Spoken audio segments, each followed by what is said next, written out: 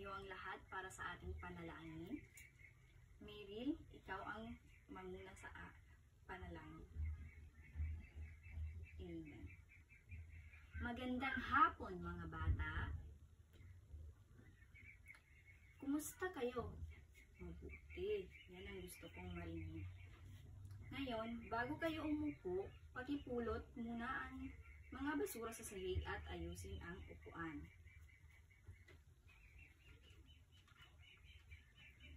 May lumiban ba sa klase? Magaling! Dahil walang lumiban sa klase ngayon, bigyan ng inyong sarili ng 3 palakpak. 1, 2, 3. Ngayon, mga bata, ano ang dapat nating gawin sa loob ng klase? Yes, Brian? Yes, dapat kapag nagsasalita ang guro, dapat makinig. Ano pa? Yes. Yes, very good. Umupo ng maayos. Ano pa? Yes. Tama. Kapag gustong sumagot, itaas lamang ang kanang kamay. Ngayon mga bata, ano ang ating pinag-aralan kahapon? Yes, Brian? Tama. Ang ating pinag-aralan ay tungkol sa enkomenda. So ngayon class, may ipapakita akong litrato sa inyo at tignan ng mabuti at may itatanong ako. Ano ang napapansin nyo sa mga litrato? Yes? Yes, ito ay may mga tao. Ayan class, sa inyong palagay, paano nga ba nagsisimula ang mga tao sa mundo? Yes? Magaling! Maaaring nagsisimula ang tao sa pamamagitan ng ebolusyon ng ibang nilalang. So, tama yun siya. So, ano pa? Ano mapapansin nyo? Mga iba't ibang uri ng tao. So, ngayon, class, mga bata, sa inyong palagay, ano ang ating tatakayin? Ano ang ating aralin ngayon? Yes? Medyo? Ikaw, Rodrigo. Tama. Ang ating tatalakayin ngayon ay ang teorya tungkol sa pinagmulan ng mga Pilipino. So, bago tayo tutungo doon, babasahin muna natin ang ating layunin. 1, 2, 3, basa.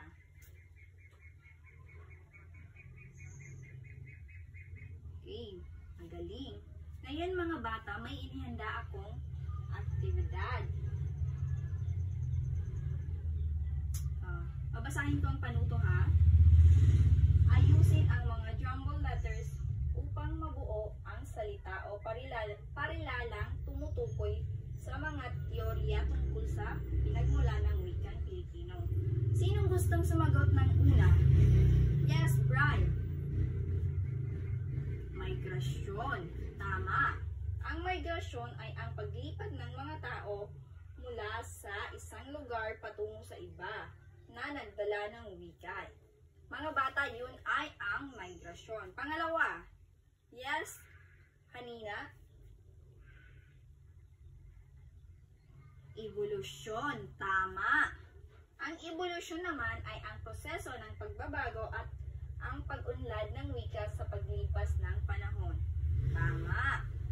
Ang pangatlo, sinong gustong sumagot? Ikaw, Johnny. Tama, parallel. So, ang parallel ay teorya na nagsasabing magkakahiwalay na nag-evolve ang mga wika sa Pilipinas. Ang pang-apat, Angela. Magaling. Ang pang-apat ay ang linguistic. Ang ugnayan ng mga wika na nagpapakita ng kanilang pinagmulan. Sinong gusto sa panghuli? Ikaw, Soraini. Okay, tama. Ang panghuli ay ang Philippine ang pangkalahatang tawag sa mga wika sa sinasalita sa Pilipinas. Ngayon, may inihanda akong video para sa ating aralin ngayon. Makinig at may tatanong ako mamaya.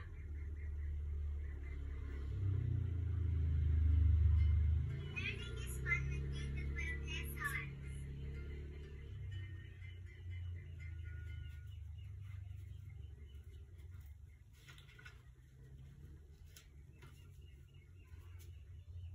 Don't forget to subscribe!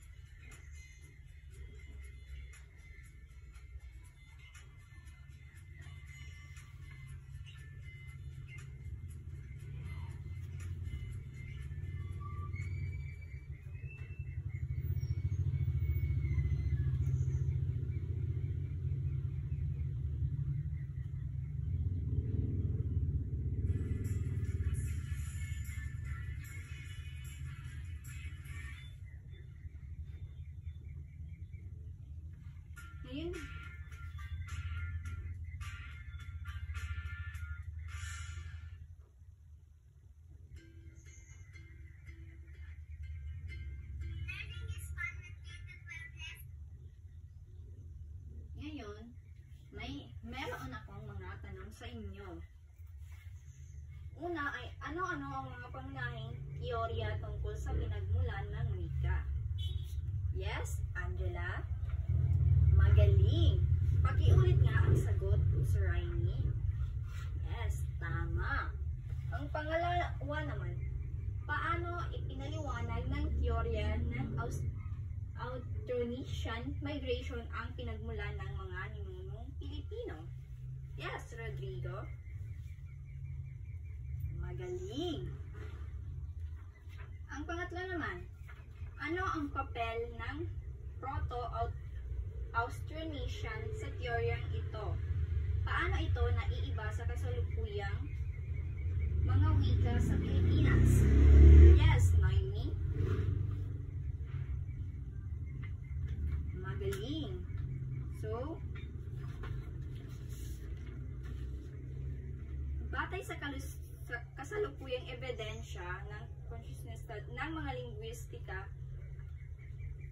ang teorya ng Austronesian migration ang pinakapanipaniwala at pinakamatibay na pinagmulan ng mga ninunos ng Pilipino. So, ang pang-apat ay ang paano nakarating sa Pilipinas ang mga nagsasalita ng Proto-Austronesian ayon sa teoryang ito. Ano ang ruta na kanilang sinundan? Sinong gustong sumagot? Yes. Karil? Magaling. Ngayon naman, paano naging batayan ang wikang pambansa ang Tagalog? Ano ang proseso at mga naging issue sa pagpili nito? Sino gustong sumagot? Lagabay? Magaling. Pakiulit nga ang sagot ni Lagabay. Pulido. Okay, tama. Ang panghuling tanong ay, aling teorya ang sa tingin mo ang pinaka kapanipaniwala at bakit? Sinong gustong sumagot? Okay. Rueda.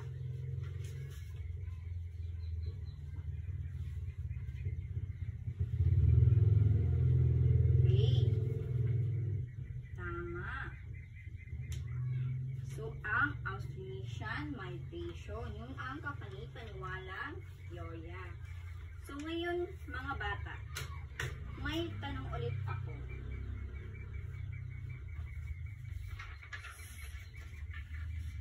Bakit? Ano kaya ang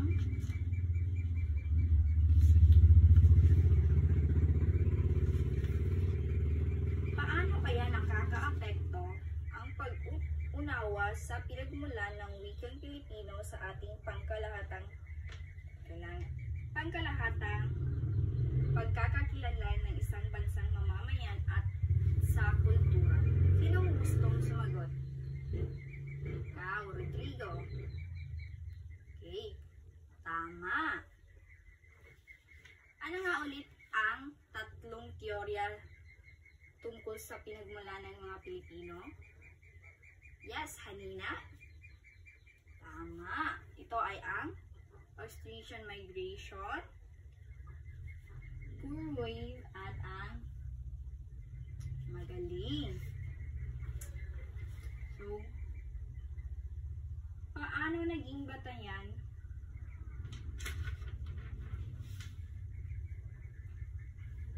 ano ang ginagamit na batayan ng teorya ng core population upang patunayan ang pinagmulan ng ninuno ng mga Pilipino at pasublian ang naunang teorya?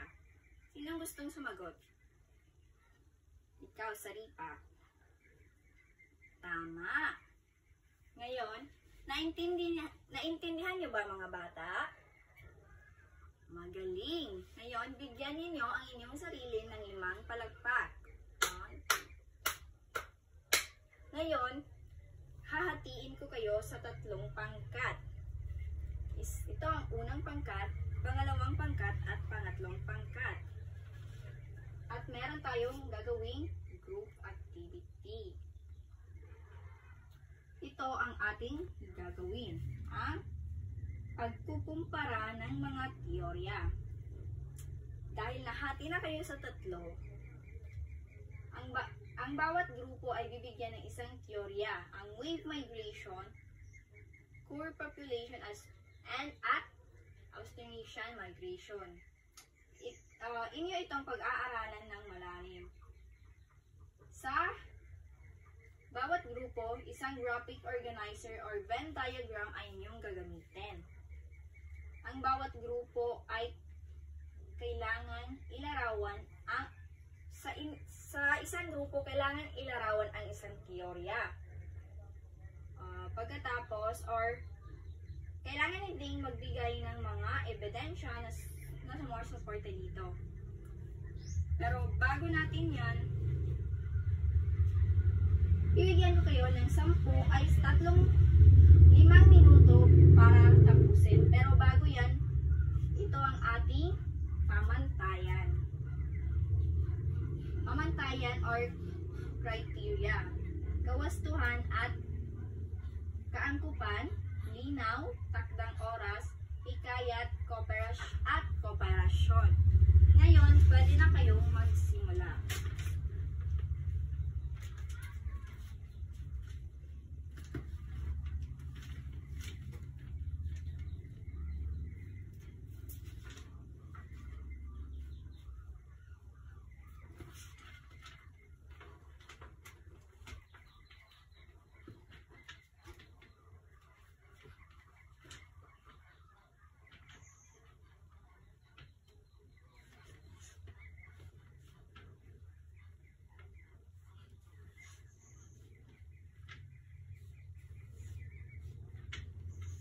Tapos na ba mga bata? Nauna ang group 1. Kaya ngayon, meron sila 5 points. Okay. Sumunod naman ang group 3. Meron naman 4 points.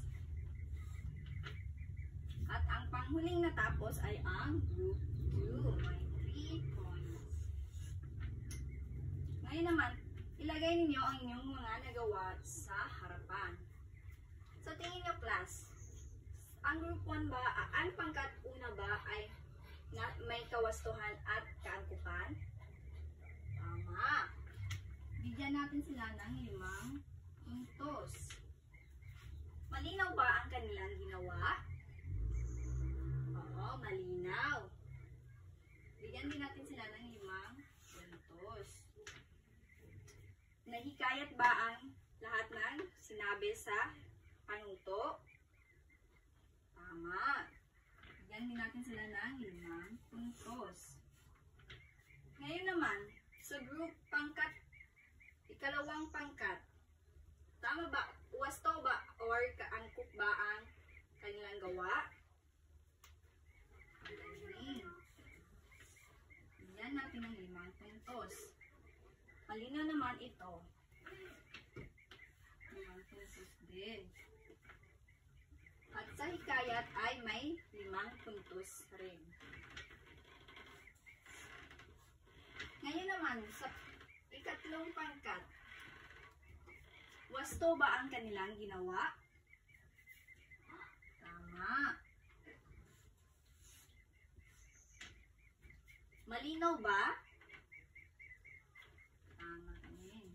Yan yung 5 puntos. At 5 puntos din sa row 5. 25 points. 28